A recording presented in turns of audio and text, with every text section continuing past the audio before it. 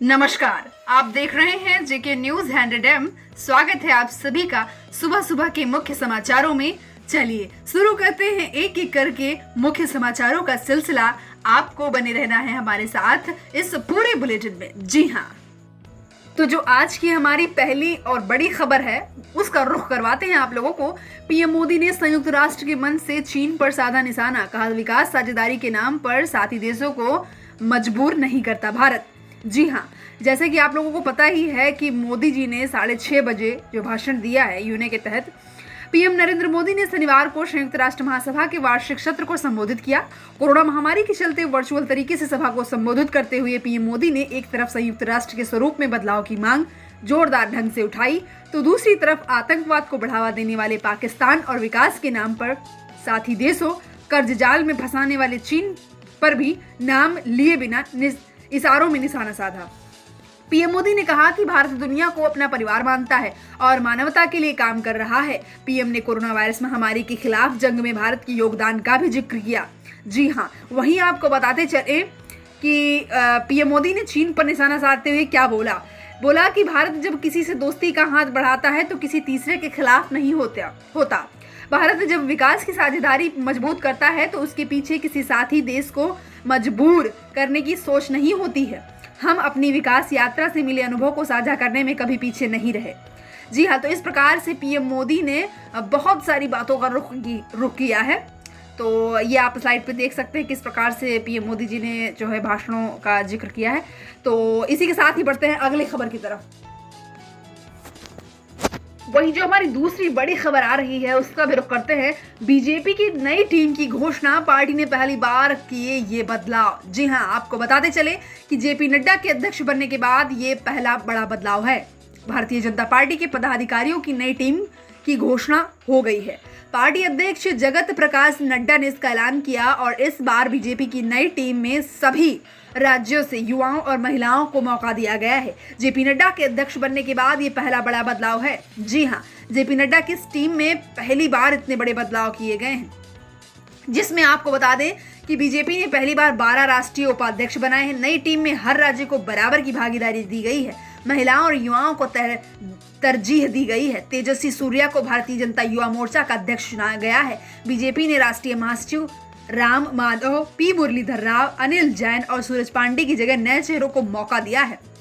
वहीं आपको बताते चले कि जो राष्ट्रीय उपाध्यक्ष हैं डॉक्टर रमन सिंह, वसुंधरा राजे सिंधिया, राधा मोहन सिंह, विजयंत जय पांडा, रघुबर दास, वहीं रघुकुल राय, रेखा वर्मा, अन्नपूर्णा देवी, डॉक्टर भारतीय बेन सियाल, डॉक्टर ए के अरुणा, एम चुबा एव, अब्दुल्ला कुट्टी। वहीं राष्ट्रीय महासचिव जो बदले गए भूपेंद्र यादव, अरुण सिंह, कैलाश विजयवर्गीय, दुष्यंत कुमार गौतम, डी पुरंदेश्वरी, सीटी रवि, तरुण चुग, दिलीप सैकैया। वहीं पर पीएम मोदी ने ट्वीट करके जो बधाई दी है वो भी आपको बता दें कि उन्होंने कहा है कि मुझे भरोसा है कि नई टीम हमारी पार्टी की शानदार परंपरा के अनुरूप लोगों की निस्वार्थ समर्पण भाव से सेवा करेगी। उम्मीद है कि उनके कठिन परिश्रम से गरीब वंचित सशक्त होंगे। तो इस प्रकार से कुछ नई टीम बनाई गई। अब देखते हैं कि जो कितना जो है प्रोग्रेस कर पाती है। तो आगे बढ़ते हैं, रुख करेंगे अगली बड़ी खबर का। तो वही जो हमारी अगली खबर है वो अनिल अंबानी को लेकर के आ रही है। गहने बेच कर चुका रहा वकीलों की फीस, जी रहा हूं एक साधारण जीवन, अनिल अंबानी ने कहा। आपको बता दें कि किसी समय अनिल अंबानी का नाम भारत के शीर्ष उद्योगपतियों में लिखा जाता था और अब हालत यह है कि उन्हें अपने वकीलों की फीस भरने के लिए भी गहने तक बेचने पड़ रहे हैं। अनिल अंबानी ने स्वयं यह बात यूके की एक अदालत को बताई है। कर्ज से जूझ रहे अनिल अंबानी ने यूके की अदालत से कहा कि वे एक बेहद साधारण जीवन जी रहे हैं, केवल एक कार चलाते हैं और वकीलों की फीस भरने के लिए अपने घर के गहने तक बेचने पड़ रहे हैं।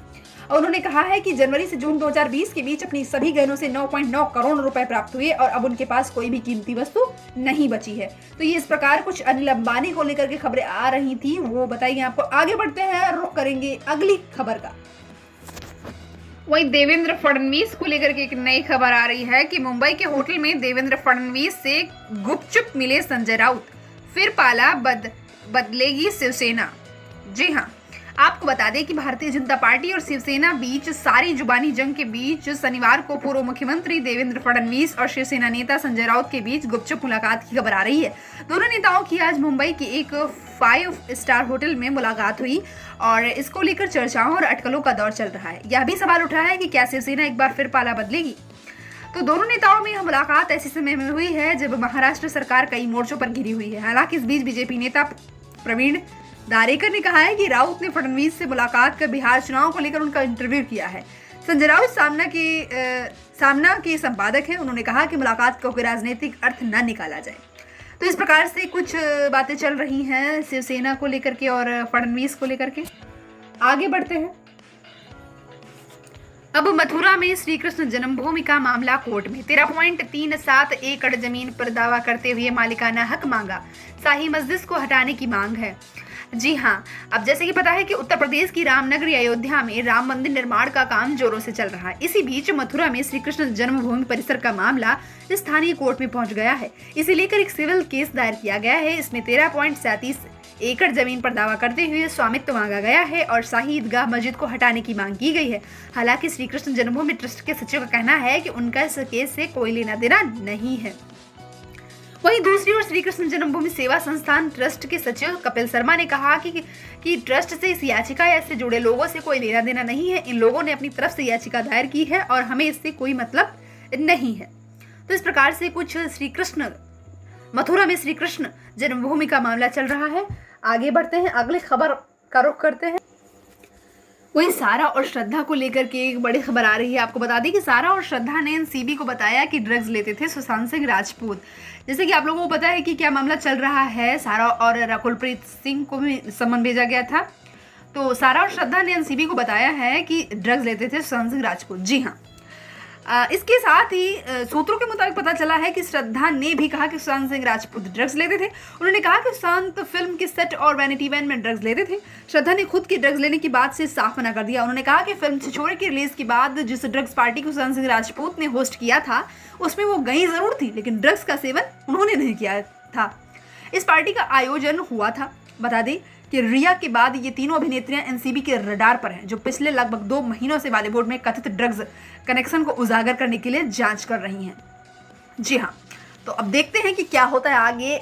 हर एक अपडेट से रूबरू करवाएंगे आपको। बढ़ते हैं अगली खबर की तरफ। एनसीबी ने क्षितिज प्रसाद को किया गिरफ्तार, जल्द हो सकती है कई जगह छापेमारी। जी हाँ, बॉलीवुड में ड्रग्स केस के मामले में जांच के सिलसिले में एनसीबी ने क्षितिज प्रसाद को गिरफ्तार कर लिया है। जांच अधिकारियों के अनुसार क्षितिज प्रसाद को पूछताछ के लिए शुक्रवार को एनसीबी के ऑफिस बुलाया गया था। इसके पहले गुरुवार को एनसीबी ने प्रसाद के घर पर छापा भी मारा था। शुक्रवार सुबह प्रसाद को उनके घर से एनसीबी ऑफिस ले जाया गया, जहां उनसे ड्रग्स मामले को लेकर विस्तृत पूछताछ की गई। इसके बाद देर रात उन्हें जांच एजेंसी ने गिरफ्तार कर लिया। उल्लेखनीय है कि करण जौहर की धर्मा प्रोडक्शन में क्षितिज प्रसाद काम कर चुके हैं। इसको लेकर के करण जौहर ने भी मीडिया को लेकर काफी तमाशा किया और उन्होंने एक जो है नोट इंस्टा पे भी पोस्ट किया और ट्विटर पे भी पोस्ट किया, जिसमें कि बहुत सारे उन्होंने खुलासे किए कि मुझे जो इसमें फंसाया जा रहा है मुझे कृपया करके ना फंसाया जाए। करण जौहर ने किया ड्रग्स पार्टी के आरोपों से इनकार। आपको बता दें कि करण जौहर ने क्षितिज प्रसाद से जुड़े सवालों का जवाब देते हुए कहा कि मैं उसे पर्सनली जानता हूँ और नहीं जानता हूँ और ना ही उससे जुड़ा हुआ हूँ। गत वर्ष किसी प्रोजेक्ट के लिए धर्मा प्रोडक्शन से जुड़े थे, परंतु किन्हीं कारणों के चलते वह प्रोजेक्ट ही कैंसिल हो गया। अब मुझे नहीं पता कि क्या मैटर है, उन्होंने ये बताया है। पूछताछ में हुई कई सनसनीखेज खुलासे। जांच अधिकारियों ने बताया है कि क्षितिज ने पूछताछ में कई बड़े खुलासे किए, जिनके आधार पर जल्दी ही छापेमारी भी की जाएगी। तो ऐसा कुछ चल रहा है बॉलीवुड को लेकर के। आगे बढ़ते हैं। वहीं एनसीबी ऑफिस पहुंची दीपिका पादुकोण। सारा और श्रद्धा ड्रग्स मामले में हुई पूछताछ तो लगभग अभी आपको बताते हैं कि कितने बजे से कितने बजे तक चली है। ड्रग्स मामले में पूछताछ के लिए बॉलीवुड अभिनेत्री दीपिका पादुकोण के एनसीबी कार्यालय पहुंचने के बाद अभिनेत्री श्रद्धा कपूर, सारा अली खान भी शनिवार को यहां पूछताछ के लिए पहुंची। ये तो मैंने अभी पहले भी बताया था ना कि दीपिका पादुकोण को लेकर जो खबर है वो यह है कि दीपिका की पूर्व मैनेजर करिश्मा प्रकाश भी दूसरे दिन भी जांच में शामिल होने लग कोलाबा क्षेत्र के एनसीबी गेस्ट हाउस पहुंची। बॉलीवुड के दिग्गज अभिनेता शक्ति कपूर की बेटी श्रद्धा को सुशांत की पूर्व मैनेजर जय साहा के साथ कथित चैट के बाद पूछताछ के लिए बुलाया गया। वहीं आपको बताते चलें कि रिया के बाद ये तीनों अभिनेत्रियां एनसीबी के रडार पर हैं। अब देखते हैं कि क्या होता है। वहीं जो बातचीत चली है दीपिका पादुकोण से वो काफ़ी घंटों तक चली। देखते हैं कि क्या होता है। आगे बढ़ते हैं। अरविंद केजरीवाल का बड़ा ऐलान। अब दिल्ली में बिजली की तरह पानी भी 24 घंटे। आपको बता दें कि दिल्ली के सीएम अरविंद केजरीवाल ने देश की राजधानी में रहने वाले लोगों के लिए शनिवार को बड़ा ऐलान किया है। उन्होंने कहा है कि अब दिल्ली में बिजली की तरह 24 घंटे पानी की भी आपूर्ति होगी। दिल्ली सरकार आगामी 5 साल में इस लक्ष्य को हासिल करने की कोशिश करेगी। सीएम केजरीवाल ने कहा कि वर्तमान में दिल्ली के लिए जितना पानी उपलब्ध है उससे हर दिल्लीवासी को हर दिन औसतन 176 लीटर पानी मिल सकता है। पेयजल आपूर्ति प्रबंधन पर जोर देकर पानी की उपलब्धता को और बढ़ाया जा सकता है। और भी उन्होंने बताया कि दिल्ली को और ज्यादा पानी मिले इसके लिए उत्तर प्रदेश, उत्तराखंड और हिमाचल प्रदेश की सरकारों से बातचीत चल रही है। अभी दिल्ली के पास उचित मात्रा में पानी उपलब्ध है, लेकिन और भी ज्यादा पानी के लिए बातचीत चल रही है। वहीं बिजली पर भी उन्होंने कहा है कि वाटर मैनेजमेंट में सुधार के लिए दिल्ली जल बोर्ड को हाईटेक किया जाएगा और सेंट्रलाइज्ड सिस्टम के तहत कर्मचारी दफ्तर में भी एक पाइपलाइन का पानी बंद कर दूसरे पाइपलाइन के लिए खोल दिया जाएगा। जी हाँ, और भी उन्होंने बताया कि दिल्ली के लोगों को 24 घंटे पानी मुहैया कराना ही हमारा काम है। चलिए आगे बढ़ते हैं। वहीं महिलाओं को लेकर के बड़ी खबर आ रही है। आपको बता दें कि महिलाओं के लिए केंद्र द्वारा बनाई गई बेहतरीन योजनाएं एसएलए बेनिफिट। आपको बता दें कि आज के दौर में महिलाएं हर फील्ड में अपनी एक अलग पहचान बना रही हैं। पुरुषों के साथ कंधे से कंधा मिलाकर चल रही महिलाओं के लिए और उनको सशक्त बनाने के लिए केंद्र सरकार बड़े से बड़े कदम उठा रही है।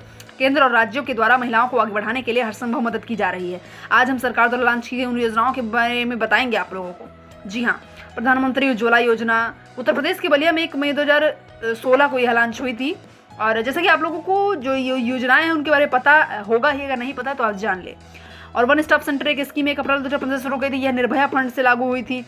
और एक है महिला शक्ति योजना, दूसरी है इसके अलावा भी कई सारी जो है योजनाएं हैं। सुकन्या समृद्धि योजना, नारी शक्ति पुरस्कार योजना, महिला ई-हॉट योजना। तो इन योजनाओं के तहत आप जो है अपनी किसी भी जो है जिनको जानते हैं महिलाओं को, अगर उनको नहीं पता है तो आप उनको जो है इस लाभ के बारे में बता सकते हैं और उनको बेनिफिट दिला सकते हैं। या आप अगर खुद महिला हैं और इसको सुन रही हैं तो आप जो है इस योजना का लाभ उठा सकती हैं। इसी के साथ बढ़ते हैं आगे। अब बात कर लेते हैं वेदर अलर्ट की। दिल्ली एनसीआर में आज उमस से मिल सकती है राहत, कल मिल सकती है राहत। तो इसके लिए आपको थोड़ा डिटेल में बता देते हैं। देश भर में मौसम का मिजाज बदल रहा है। भारतीय मौसम विज्ञान के अनुसार अब मानसून अपने अंतिम पड़ाव से गुजर रहा है। हालांकि देश के कई राज्यों में इस वक्त मानसून सक्रिय है। इसके अलावा देश के 8 से ज्यादा राज्यों में अच्छी बारिश के संकेत हैं। मौसम विभाग के मुताबिक अगले 24 घंटों में पूर्वी बिहार व उत्तर प्रदेश, हिमालय, पश्चिम बंगाल, सिक्किम में भारी बारिश होने के आसार हैं। और अगले महीने शुरू हो रही दुर्गा पूजा को लेकर सरकार ने जारी की गाइडलाइन। जी हाँ, बहुत सारी जो गाइडलाइंस जारी की गई हैं कोरोना प्रोटोकॉल के तहत। वहीं पर आपको बता दें कि आईएमडी के मुताबिक राजधानी दिल्ली में सितंबर महीने में मानसून की बेरुखी साफ देखने को मिली। अब तक इस महीने में सिर्फ 3 दिन ही बारिश हुई है। राजधानी में 8 सितंबर को आखिरी बार 1.3 में बारिश दर्ज की गई। इससे पहले वर्ष 2016 में भी दिल्ली में सितंबर महीने में सिर्फ 2 दिन ही बारिश दर्ज की गई। आपको हमारे साथ बने रहना है। बढ़ते हैं आगे। वहीं हमारी जो अगली बड़ी खबर आ रही है वो पीएनबी के ग्राहकों के लिए है। जी हाँ, पीएनबी बैंक में अगर आपका खाता है तो यह खबर आपके लिए महत्वपूर्ण है। जी हाँ, पीएनबी ग्राहकों के लिए एक बड़ी खबर है। एक बैंक अकाउंट पर ले सकते हैं 3 डेबिट कार्ड। जी हाँ, पंजाब नेशनल बैंक की आधिकारिक वेबसाइट पर ग्राहकों के लिए एडवान कार्ड और एडवान अकाउंट नाम से 2 सुविधाओं के बारे में जानकारी दी गई है, जिसमें एडवान कार्ड फैसिलिटी के तहत एक बैंक अकाउंट पर 3 डेबिट कार्ड ले सकते हैं। वहीं एडवान अकाउंट फैसिलिटी के तहत एक डेबिट कार्ड से 3 अकाउंट लिंक कराए जा सकते हैं। जी हाँ, तो ये जो है बड़ी खबर है। और देश के सभी बैंक अपने ग्राहकों को एक अकाउंट पर एक ही एटीएम डेबिट कार्ड उपलब्ध कराते हैं। लेकिन दूसरे शब्दों में समझे तो एक डेबिट कार्ड में से ही एक बैंक अकाउंट लिंक होता है। पंजाब नेशनल बैंक ने इस व्यवस्था को पूरी तरह से बदलने वाला फैसला लिया है। जी हाँ, पीएनबी की आधिकारिक वेबसाइट पर ग्राहकों के लिए एड ऑन कार्ड और एड ऑन अकाउंट नाम से 2 सुविधाओं के नाम के बारे में जानकारी दी गई है। इन सुविधाओं के तहत ग्राहक एक डेबिट कार्ड से 3 अलग अलग बैंक अकाउंट लिंक करा सकता है। तो ये थी कुछ पीएनबी को लेकर के बड़ी खबरें। आगे बढ़ते हैं। वहीं बात कर लेते हैं कोरोना वायरस को लेकर के। देश में संक्रमण के नए मामलों में 75% मामले 10 राज्यों और केंद्र शासित राज्यों में। स्वास्थ्य मंत्रालय ने जो गाइडलाइंस जारी की हैं वो बताया कि केंद्रीय स्वास्थ्य मंत्रालय ने कहा कि महाराष्ट्र में संक्रमण के सर्वाधिक 17,000 मामले सामने आए हैं। इसके बाद कर्नाटक और आंध्र प्रदेश में क्रमशः 8 और 7,000 मामले सामने देखने को पाए गए। वहीं आपको बताते हैं कि आत्मनिर्भर भारत समेत यूएनजीए में पीएम मोदी ने जो 10 खास बातों के मुद्दे उठाए हैं वो भी आपको बता देते हैं। प्रधानमंत्री नरेंद्र मोदी ने संयुक्त राष्ट्र महासभा के 75वें सत्र में आम सभा को संबोधित कर कहा कि कोरोना महामारी के कारण संयुक्त राष्ट्र महासभा का आयोजन ऑनलाइन ही किया गया। 75वें यूएनजीए सत्र का विषय भविष्य जो हम चाहते हैं संयुक्त राष्ट्र जिसकी हमें जरूरत है, इसका नाम रखा गया। और जो बातें बताई गई जो उन्होंने बताई हैं प्रधानमंत्री जी ने, जो खास बातें, जो 10 बातें, वो हम आपको बता देते हैं। पहली, संयुक्त राष्ट्र महासभा में आतंकवाद पर बोलते पीएम मोदी ने कहा कि वो लाखों मासूम बच्चे जिन्हें दुनिया पर छा जाना था वो दुनिया छोड़कर चले गए। कई लोगों को सपनों का जो घर छोड़ना पड़ा। उस समय संयुक्त राष्ट्र के प्रयास क्या पर्याप्त थे? दूसरा, संयुक्त राष्ट्र के कार्यों पर प्रश्न चिन्ह लगाते हुए पीएम मोदी ने कहा कि पिछले 8 से 9 महीने से पूरा विश्व कोरोना वैश्विक महामारी से संघर्ष कर रहा है और इस वैश्विक महामारी से निपटने के प्रयासों से संयुक्त राष्ट्र कहाँ है? संयुक्त राष्ट्र की प्रतिक्रियाओं में बदलाव, व्यवस्थाओं में बदलाव, स्वरूप में बदलाव आज समय की मांग है। तीसरा, भारत के लोग संयुक्त राष्ट्र सुधार को लेकर जो प्रोसेस चल रहा है उसके पूरा होने का लंबे समय से इंतजार कर रहे हैं। पीएम मोदी ने कहा कि भारत के लोग आज विषय को लेकर चिंता में हैं कि क्या ये प्रोसेस कभी चिंतित है कि क्या ये प्रोसेस कभी तर्कसंगत अंत तक पहुंच जाएगा? आखिर कब तक भारत को संयुक्त राष्ट्र के निर्णय लेने की संरक्षण से अलग रखा जाएगा? और चौथा, हम पूरे विश्व को एक परिवार मानते हैं। संयुक्त राष्ट्र में भारत ने हमेशा विश्व कल्याण को ही प्राथमिकता दी है। महामारी के इस मुश्किल समय में भारत की दवाइयों की फैक्ट्री ने 150 से अधिक देशों को जरूरी दवाइयां भेजी हैं। पांचवी जो बात बताई उसका रुख करते हैं। पीएम ने अपने संबोधन में कहा कि विश्व के सबसे बड़े वैक्सीन उत्पादक देश के तौर पर आज मैं वैश्विक समुदाय को एक और आश्वासन देना चाहता हूं कि भारत की वैक्सीन प्रोडक्शन, वैक्सीन डिलीवरी क्षमता पूरी मानवता को इस संकट से बाहर निकालने के लिए काम आएगा। विश्व के सबसे बड़े लोकतंत्र होने की प्रतिष्ठा और इसके अनुभव को हम विश्व हित के लिए उपयोग करेंगे। छठी जो बात है वो ये है कि आत्मनिर्भर भारत के विजन को लेकर आगे बढ़ रहे हैं। आत्मनिर्भर भारत अभियान वैश्विक अर्थव्यवस्था के लिए भी एक फोर्स मल्टी पिलर होगा। भारत में सुनिश्चित किया जा रहा है कि सभी योजनाओं का लाभ बिना किसी भेदभाव प्रत्येक नागरिक तक पहुंचे।